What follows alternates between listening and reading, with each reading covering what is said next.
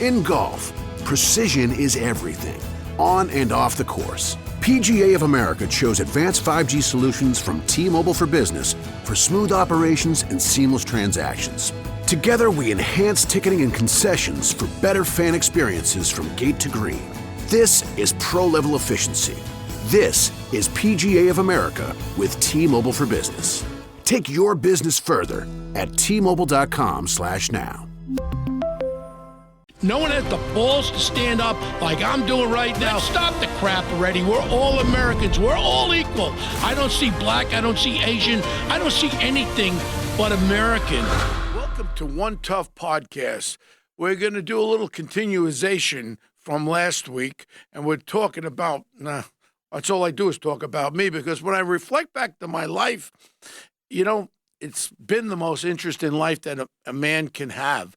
You know, I'm 71 years old now, and what I went through with the police department, and then life after the police department, and then going into the private investigating business. When I realized I'm going in my 38th year of retiring, I retired 38 years ago from the police department. And for the last 38 years, I've been a private investigator, security head. We've done security for every affair, from the Grammys to the U.S. Opens and buildings and any type of security or investigation on the private side. So now you become a private investigator, private security. So let's go back. We talked about me meeting with Ronald Reagan, the President Ronald Reagan, President Bush, being named as a chairman of the Crime Commission by President Bush in 1989, and what I went through with that. So now we hit the 90s. And in the 90s, a lot of interesting things happen.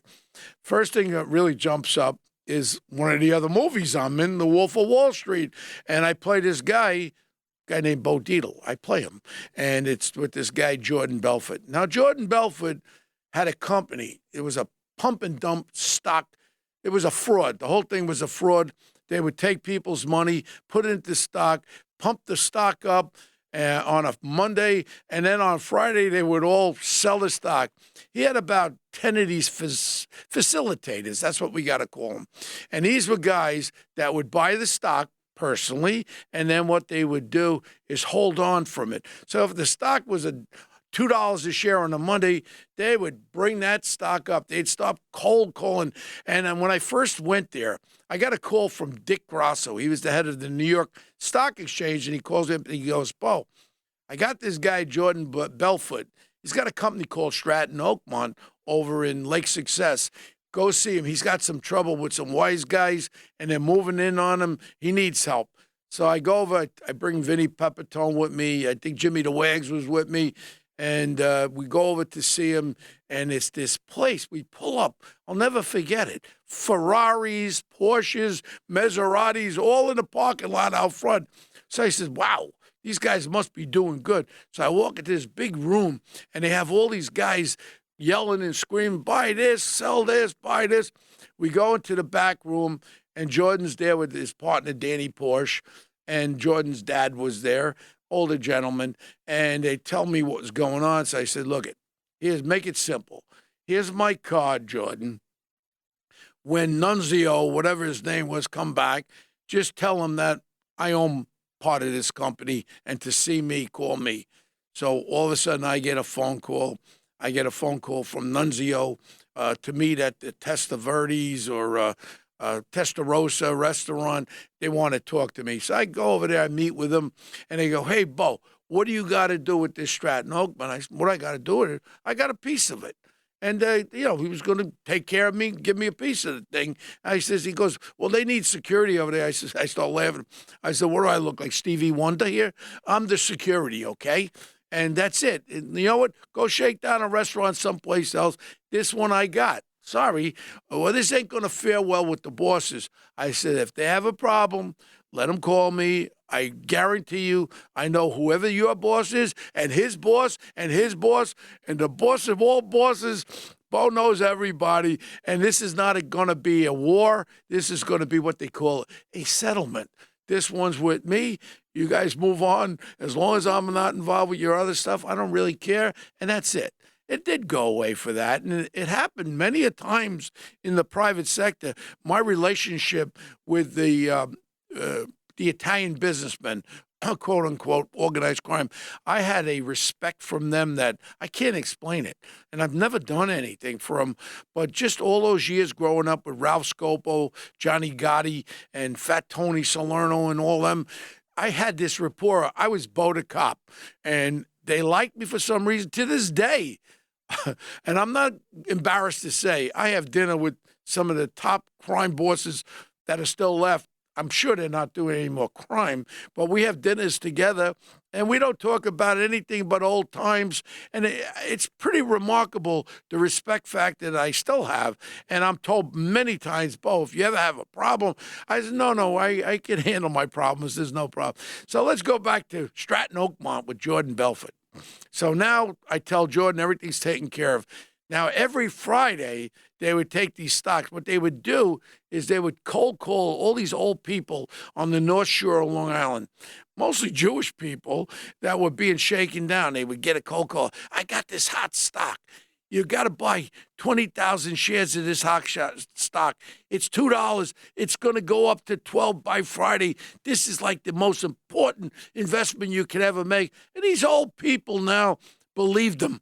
And they would send it in there. Now the stock would go up. And then every Friday, they would have a victory party at Millie's Restaurant in Great Neck. So I used to attend these parties, and what would be was they would be celebrating. Now these 10 facilitators would sell their stock when it hit 10 or 12, and then you can add up what the profitability is there, and then what they'll do is they'll celebrate.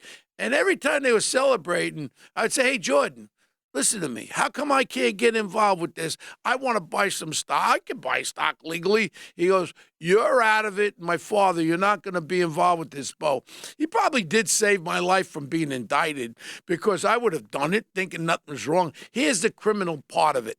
The facilitators would then take cash, get cash, and come back to Jordan with hundreds of thousands of dollars in kickbacks to Jordan, as where the crime was. And I really didn't understand too much about it. All I understood was people were making a lot of money.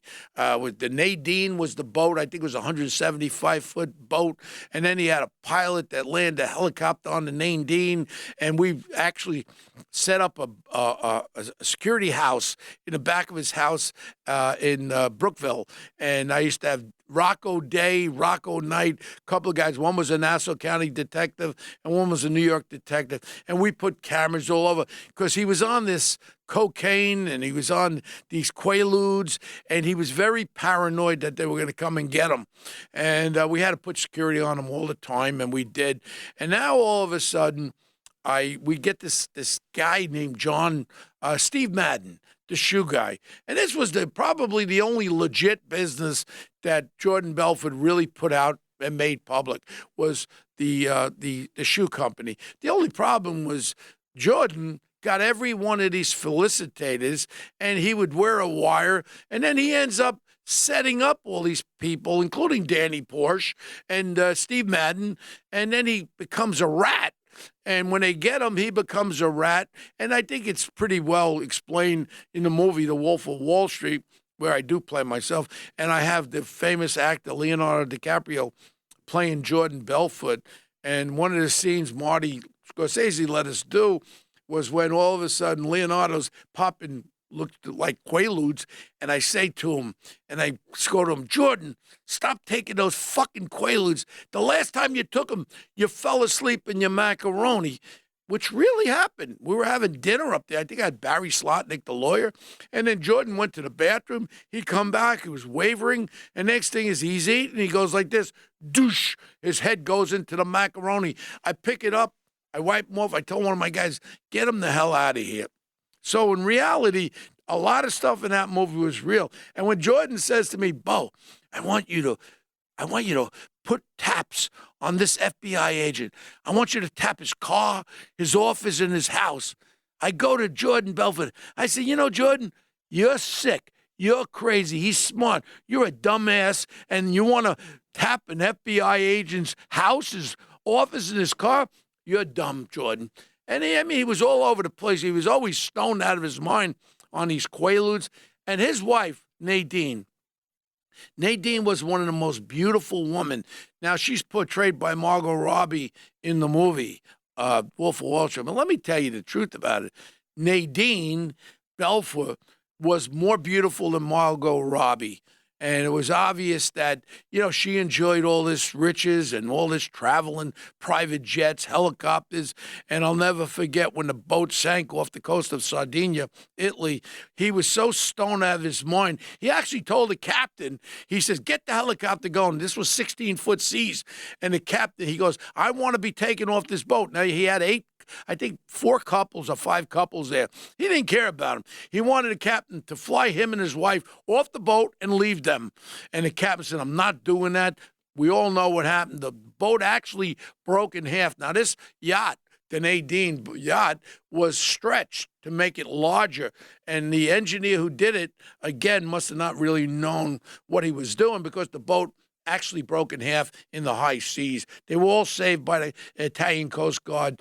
And now, all of a sudden, Jordan gets caught up, and he becomes the super rat. And to this day, that's what I call him, is a super rat, because he started wearing a wire, and he then indicted all the people that he brought in. Now, these facilitators were all arrested. Jordan brought them in, Jordan taught them, and then Jordan put them and set them all up. So in reality, Jordan's not exactly Robin Hood. And one thing about him, he never gave money to charities. And I used to ask him about charities, and this affected me. You're making so much money. I think he made over $200 million. Now, he paid back $11 million of the $200. Now he's flying around. He's doing speeches. He's flying around private jets. And for some reason, they never went and collected the other monies. And I'll guarantee you, there was a lot of old people that put their life savings into buying these stocks. And they may have died, maybe died from a broken heart of losing their life savings to this creep, Jordan Belfort. I see him now. If I see him now, I'll say hello to him. But deep down inside, he was not a nice person. And when I said to the Wall Street Journal, when they interviewed me when we did the movie Wolf of Wall Street, I said, this is the luckiest prick in the world. I said, he got the greatest actor, Leonardo DiCaprio, and the greatest director, Martin Scorsese. What a lucky guy to have this movie. I think the movie was a great movie, and he was a lucky guy. And now he bounced back on his feet. And again, you got to give this guy credit. You're talking about a guy that made all this money, and for some reason, they never collected all. Then he went away 16 months in a C-level prison. He played tennis for 16 months. This was his punishment. I don't know if the crime equals the punishment here, but that was Jordan Belfort, and that was one of the things in the 90s. Then, as I said, we got called for the Carpenters Union. Doug McCarran was the president of the International Carpenters Union. So I fly to Washington with Mike Siravola, and we meet with him. And he says to us that he would like us to take over the locals in New York City, the Carpenter locals. Freddie Devine, I think, was running them at that time. And he said, can you do it? I said, well, as long as you have a blank check, I could do it. So I had to hire 100 retired cops, and we planned it all out. Freddie Devine went to Teterboro Airport with his top lieutenants. I think it was about 6, 7 of them. They were flying to Alaska to go salmon fishing. So what a great time to take over the Union is while the cat is away, the mice will play. So what happens is we let them fly away. We put them under surveillance. Then we take over, I think it was 325 Hudson. It was down by Hudson Street was their building. They built the Carpenters Union. We march up Hudson Street with 100 guys on, 5 guys on this block, 5 guys. We go through the front doors. We take over the whole Carpenters Union. Now we're holding it down. We get rid of everybody. Now we had subpoenas, so we had all the legal documentation behind us. So put it this way, we didn't have to have gunplay, and I had really good detectives there that took it over. Then we knew that Freddie Devine, the boys were going to fly back. The boys were going to fly back on a certain date. So we were at Teterboro Airport. Now I have I have affidavits. I have court orders. And when they land, I walk over to Freddie, and Freddie knew me, and he goes, "What's going on, Bo?" I said, "You've been served. Give me your credit cards. Give me this. That's a subpoena for everything." I said, "Court orders. Give me this. Cars are taken away from you." Freddie goes, "Bo, you can't do this." Now, when I was in Washington, Doug McCarran said to me, Bo, you got the Genovese family and the Gambino family are involved with this. Now, all of a sudden, I said to McCarran, you're messing with some really tough guys, but one thing is I know all of them. I know them all well. So now I'm going up to Rayo's having dinner, and I'm getting phone calls. Now I'm starting to get threatened by a couple of the wise guys there saying, Bo, you're messing with the wrong guys and that and that. I go meet with, put it this way, I met with a very high-level guy in each of the families. I said, look, this is not personal. If I didn't do this, Joe Schmo would do it. I don't disrespect you guys, but they're all over this. The government's all over this. I think the best thing to do is everybody does the moonwalk out of here so you guys don't get in trouble because it's going to go right up to the top. And eventually, we took it over. It was a receivership, and we ran it. And I was able to diffuse. I guess I was able to diffuse me being diffused because if I didn't know the right people, this story may not have been ever told. It might have been a story about Bo getting whacked on his table at Rayo's on a Thursday night. But again, the rapport and respect factor I had with the wise guys was so enormous, and to this day. And that was one of the great things that we did. And then all of a sudden, a big one came, and we're going to go right up to me running for mayor, because I could sit here for years and talk about all our cases. We had another case where we rescued a kid out of Istanbul, Turkey, and we had to go in there, rescue another kid out of Denmark by helicopter. And then we had triple murders of gemologists, and it goes on and on. All these stories, we can segue maybe each week and take a story and really get deep down inside of it, because there's no stories like a true story. So now we got to talk about, I think I talked a little bit about the Drug Commission and about Big Pharma flying to Washington, and they hired another company to do an investigation of drugs being imported into the United States on the internet. And I went over this story, I do believe, when I had Tom Brokaw in my house with my daughter Dana and my son Bo ordering drugs on the internet. She was 7 and he was 5. And then he ordered drugs for Charlie the dog. And we were able to buy drugs online to show that they were counterfeit. Our investigation took us to Kashmir, Pakistan, where they were counterfeiting the labels and all these drugs. We bought them, and we became actual lobbyists for the drug bill of 2000. I believe it was 2003. And I met with 40 United States senators. And because of all the time that I used to be on Imus in the morning, every senator, when I asked to talk to him when we went to Washington, me and Mike, every senator would open the door. Bo, come on in, Mike. And we would talk to him, and we were able to facilitate the drug bill and get this safety factors put on these imported drugs. And again, these stories that we talk about every week, we could go really deep, and maybe that's what I'm going to end up doing. One of my producers was just talking to me and said, Bo, when you talk about these stories, this is what people like to know, the intricate sides of it. But I want to jump, because I don't know how much time I got, and I don't want to bore you. But let's fast forward. We have all these different cases. We handled every type of case. People would come to me and ask me to help them with this, help them with that. And then all of a sudden, what I would do is I would run.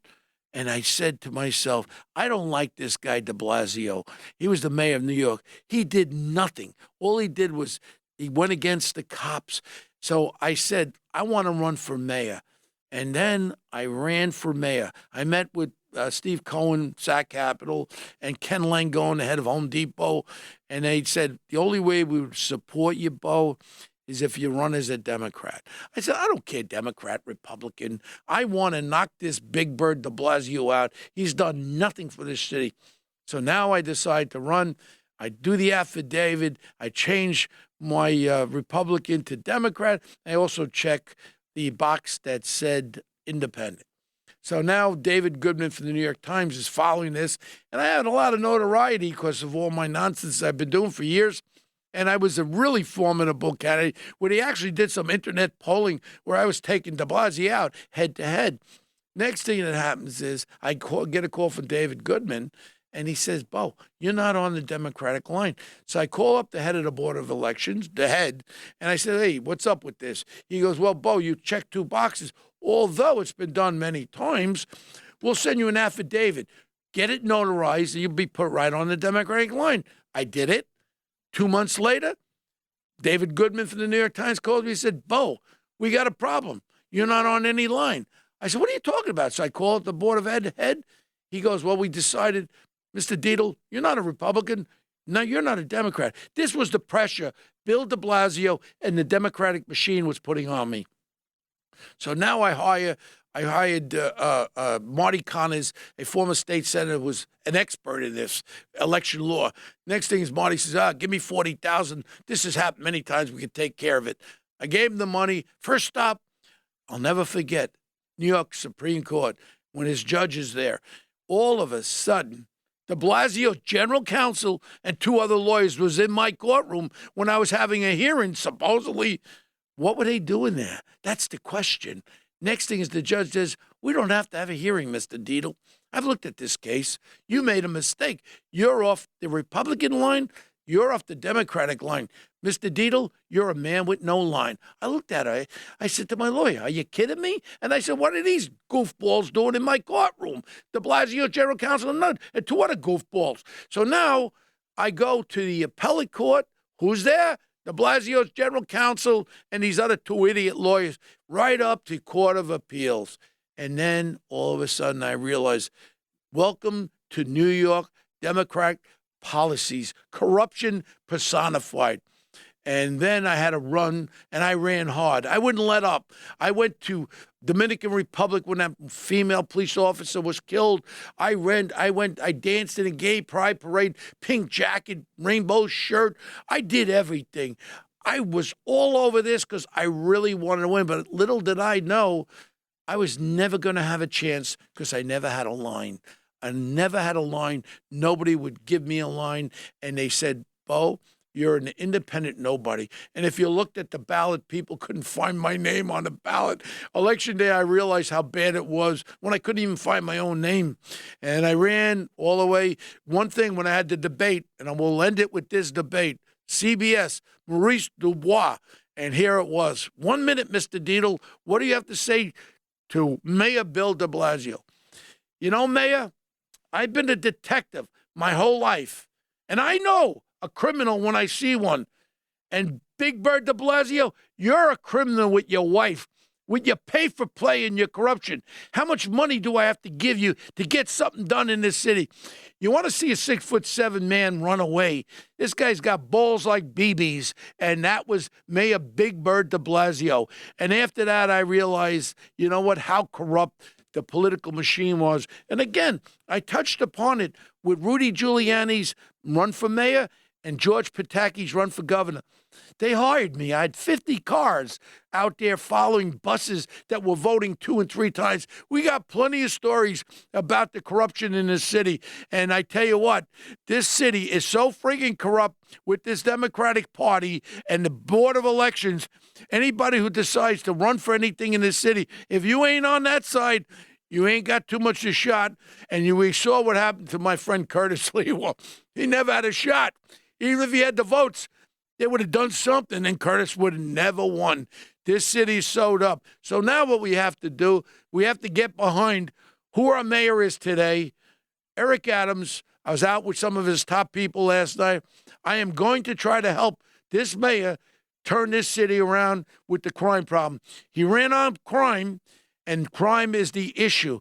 And Eric Adams, if he straightens this out with the homeless, the mentally ill, if you straighten this out, Eric Adams, my mayor, you can run for president 4 years from now.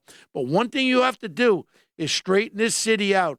You were elected for law and order and for crime. Please, Mr. Mayor, I will give you my blood and all my help. And that's the end of today's podcast. Tune in next week for another podcast. And I apologize for my language like I do every week. Thank you so much.